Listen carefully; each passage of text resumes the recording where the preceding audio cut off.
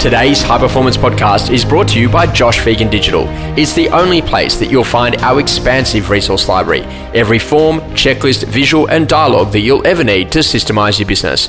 Available to edit in PDF to rapidly take your business to the next level. Welcome to High Performance, the podcast featuring Josh Phegan and Alexander Phillips. Alexander, I wanted to take a really interesting path today on the podcast about what it really takes to win in business, because you meet a lot of people and there's that real winning edge and that desire to want to be like an entrepreneur sitting inside of being a real estate agent. And this is one of the best careers because you can actually get paid based on result as opposed to time.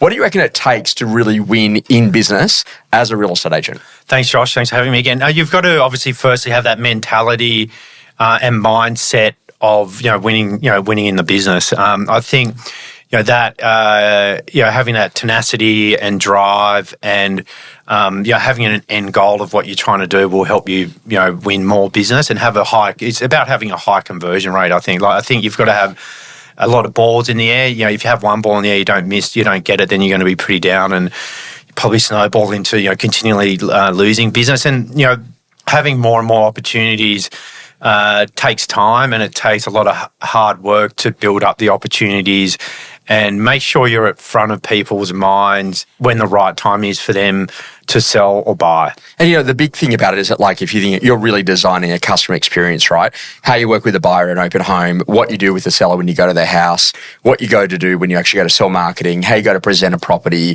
with the type of team that you build around you about who does buyer work, who does the operational stuff, compliance, the legal side of stuff. And then also too about really making sure that you're doing the activities that really get a result. And I find a lot of agents, particularly people that are in hybrid roles, they're kind of stuck in doing a lot of admin, and the admin always takes over and they never get on the phone.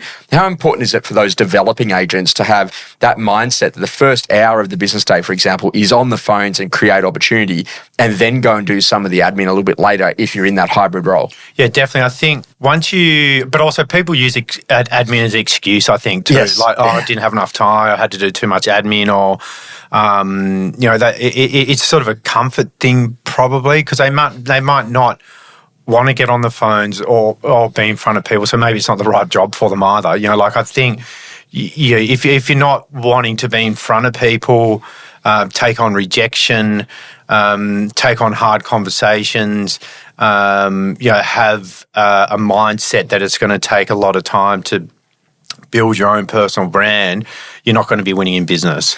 So I think, the hybrid roles are very hard. If I was in a hybrid role myself, my whole day is prospecting and, listing and whatnot. I'd probably be doing not 200 sales, but 50. Yeah. So it's the time management aspect. And, the funny thing about it is that for me, though, is in your world, at least between 8 o'clock and 4, that's client time. I like that, so anything that's admin or ops or outside of that, you really don't like doing it between 8 and 4.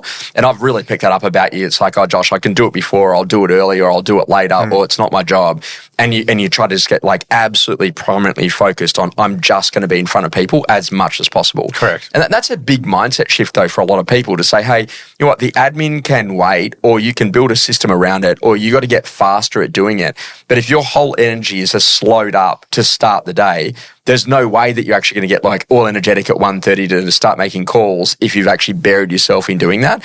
And I meet people that are doing, respectfully, 1 or 2 transactions a month that are literally swamped with admin. I'm like, what are you doing? Because there's not that much admin, that 1 or 2 transactions a month. And so this is a really important part. If you said to me, okay, in order to be able to set up a winning business, and you have a look at PPD, you've done an incredible amount of market share.